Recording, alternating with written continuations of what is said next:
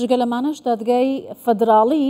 تا ئێستا چەندین بڕیاری دژبەرەمی کوردستان دەرکردووە، بەڵام 11 جار دانیشتنی تایبەت با و سکاڵایی لەسەر یاسای هەڵبژاردننی پەرلەمانی کوردستان هەبووە. دوای خستۆمەش کاریگەری دەکاتە سەر بەڕێوچوونی هەڵبژاردن لە پەرلەمانی کوردستان، بەڵام ئایا ئەم دادگا بۆ خۆی شەرعیەتی قانونی و دەستوری هەیە و بۆچی بڕیارەکانی بەم شێوازە دەبن و سەربەخۆی دادگا تا چەندە وەکو خۆی جێبەجێ دەکرێت؟ لەگەڵ میوانەکەم زیاترم بابەتانە گفتگۆ دەکەم بەڕێز دکتۆر یاسین محمود ڕابێژکاری یاسایی لە خولی پێنجەمی پەرلەمانی کوردستان لێرە لەگەڵمە. دکتۆر زۆر بەخێر بێین. ئەو بڕیارانەی کە دادگای باڵای فدراڵی لە ماوەی تەمەنیدا تا ئێستا دەری کردووە زۆرترینیان دژ بە هەرێمی کوردستانن و گومان لەسەر سربەخۆبوونی ئەم دادگایە هەیە. پێتان وایە دادگا بۆچی ئەم بڕیارانە دەردەکات؟ بەڵێ بەناوی خوا سپاس بۆ ئێوە. ئەو بڕیارانەی دادگای فدراڵی بە تایبەتی لەو 2-3 ساڵەی ئەخیری کە بەرامبەر هەرێمی کوردستان و بەرامبەر بەعزێک لە مەشاکلەکان کە لە هەرێمی کوردستان ئەو تاعن و سکاڵایانەی کە لەسەر ئەو بابەتانە تەقدیم دەکرا لە دادگای فدراڵی،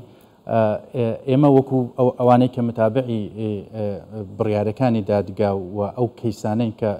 سکاڵا و تاعنیان لەسەر بوو، پێمان وایە کە بڕیارەکانی تا ڕادەیەکی زۆر بڕیاری سیاسینە، یعنی بڕیاری قانونی و بڕیاری دروست و بڕیاری منطقی نینە بۆی کە چارەسەری کێشەکان بکەن، بەڵکو بڕیارەکان سیاسین و بعدێکی سیاسی دراوەتە ئەو کەوتوتە ژێر هەژمونی لایەنێکی دیاریکراوی سیاسیەوە. بەڵێ بەتاکید باشەمە لە ئەرکەکانی دادگا ئەرکی دادگا ئەمەیە کە بەم شێوازە مامەڵە لەگەڵ پرسەکان کات لە کاتێکدا ئەرکی سەرەکی دادگا یەکلایکردنەوەی ناکۆکیەکان لەسەر دەستور. بەڵێ اختصاصی دادگا وەکو لە قانونی دادگای فدراڵی هاتووە ئەوەیە کە پارێزەری دەستور بێت، ئەگەر قانونێک مخالفی دەستور بێتن ڕای بگرێت، ئەگەر نزاعێک لە نێوان هەرێم و مرکز هەبێتن چارەسەری بکە، یان نزاعێک لە نێوان مرکز و محافظەیەکی تریان لە نێوان دەستەڵاتە دەستوریەکان هەبێتن چارەسەری بکاتن. بەڵام بەداخەوە دادگا هەندێک جار دەچێتە ناو هەندێک بابەت کە لە اختصاصی دادگانین و چارەسەری ئەو بابەتانە بابەتی نزاع و بابەتی مەشاکل ئەوەیە کە بۆ ئەوەی کە چارەسەری ئەو مەشاکل و ئەو نزاع بێنێت کە لە نێوان مؤسساتیان لە نێوان هەرێم و بەغدایان لە نێوان محافظات و مرکز هەنا، بەڵام بەداخەوە هەندێک جار دادگا دەبێتە سەبەبی ئەوەی کە مەشاکلەکان قوڵتر بن. باشە لەو بابەتانەی کە پێوەستن بە هەرێمی کوردستانەوە ئەولەویەت بە بڕیارەکانە لە هەرێمی کوردستان، بەڵام دادگا لەسەر دوو سکاڵە لەسەر هەموار یاسای هەڵبژاردنەکانی پەرلەمانی کوردستان تا ئێستا 11 جار ئەم دانیشتنەی دواخستووە. ئەمە ئەتوانێت بە مەبەست بێت، ئەمە مەبەستێکی دیاریکراوی لە پشتە بۆچی ناگەڕێتەوە بۆ بڕیارەکان لە هەرێمی کوردستان؟ بڵێ بابەتی سکاڵا لەسەر یاسای هەڵبژاردنەکان تەمان لە مانگی پێنج لە بیدایەتی مانگی پێنج ئەو سکاڵایە تەقدیم کرا، یعنی تا ئێستا تقریبا نزیکەی 10 مانگە بابەتەکە لە محکەمەی اتحادی ماوەتەوە. 17 جار دادگا موعیدی ئەو سکاڵای دانیشتنی محکەمەی بۆ ئەو سکاڵایە دیاری کردو، تا ئێستا بڕیاری نەداوە کە لە 18 مانگ قراروا بوو بڕیاردا، ئێستا تاجیلی کردو بۆ 21 مانگ و هیوادارین کە دوای 4 ڕۆژ 6 ڕۆژی تر دادگا ئەو بڕیارە بدات چوارشەمەی ئەو چوارشەمەی دێت. بەڵام تەخیرکردنی ئەو بابەتانە ڕەنگی ئەوە نیەتی تەخیرکردن لای دادگا بێت و نیەتەکەش لە دەرکردنی بڕیارەکەی ڕەنگبی بۆمان دەربکەوێت کە ئایا نیەتێکی باشی هەبووە یان نیەتێکی خراپی هەبوو لەو تەخیرکردنە. بەڵام بۆ خۆی تەخیرکردنەکە هەندێک ملاحەزە و گومان و شک لای ئێمەمانان و لای ئەوانەی کە متابعی ئەو بابەتە ئەکەن دروست دەکاتن. بۆچی؟ چونکە دادگا بابەتەکە ئەوەندە قوڕس نەبوو بۆی کە دادگا ئەو هەموو مماتەڵە و ئەو هەموو دانیشتن و ئەو هەموو تاخیرکردنە بکاتن، چونکە بابەتەکە چەند مادەیەکی قانونی هەڵبژاردنە ئایا دەستوری یان دەستوری پێویست بۆ مادانە لە دادگای فدراڵی بڕیاری لەسەر بدرێت یا پەرلەمانی کوردستان جایەکلای بکرابەوە بخۆی دەکراب، یعنی طبعا ئەگەر دەستوریش نەبنە بێ ئەو جهتێکی ئەو قانونەی دەرکردو ئەوش تعدیلی قانونەکەی بکاتن، يعني ئەکرا پێشتر بەڕاستیش لە بیدایەت هێزە سیاسەکان ڕێک نەکەوتن لەسەرەوەی کە ئەو بابەتانەی کە نیزاع یان مەشاکلی نێوان هێزە سیاسەکان لەسەر قانونی انتخابات چارەسەری بکەن، بەڵام دادگا تەنها دەتوانێت بڵێتن ئەو باندەیە دەستوریە یان دەستوری نییە، یعنی دژە دەستوری یان دژی دەستور نییە، زیاتر نە. و تەخیرکردنەکەی بەڕاستی بۆ دەڵێن شک و گومان دروست دەکاتن. ئێمە فترە زەمانێکی زۆرە، دەمانگ زۆرە بۆ ئەوەی کە بڕیار بدات لەوەی کە مادەیەک دژی دەستوری یان مادەیەک دژی دەستور نییە. ئەوەیە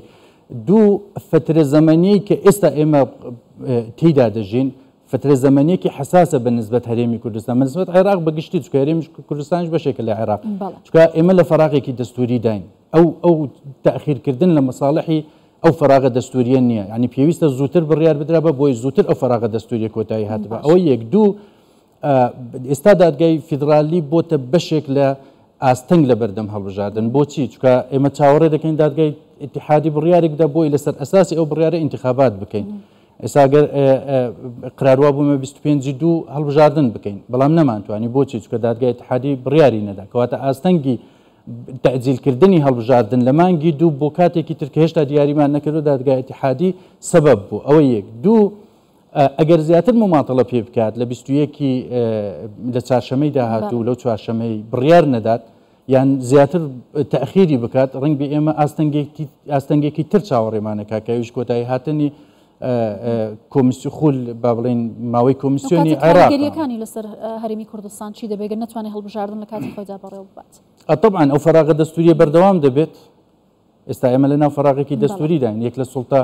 لە سێ سوڵتە ئەساسیەکەی هەرێمی کوردستان وەستاوە لە کاردا وەستاوە ناتوانێت ئەگە پێویستمان بە قانونێک بێ ناتوانین جهتێک نیە قانون تەشریع بکە ئەگە پێویستمان بە تعدیلی قانونێک بێت و ضرور بێت جهتێک نییە و تعدیلی ئەو قانونە بکاتن بۆیە ئەبێ بیر لە ڕێگە چارەی تر بکرێتەوە باشە بژاردەکان یاریمی کوردستان چی دەبن ئەگەر بە کورتی پێمان بڵێ ئەگەر دادگا ناتوانێت بابەتێک لای بکاتەوە بژاردەکان بەخۆی دادگا ئەو بژاردەی کە پەرلەمانی کوردستان داینابوو ئەو حەلەی پەرلەمانی کوردستان داینابوو تا ڕادەیەکی زۆر باشتر بوو لەو حەلەی ئێستا محکەمەی اتحادی بەرەو ڕووی دەڕات چکە پەرلەمانی کوردستان نەیتوانی لە کاتی خۆیدا انتخابات بکات بەڵام یاسای درێژکردنەوەی پەرلەمانی کوردستان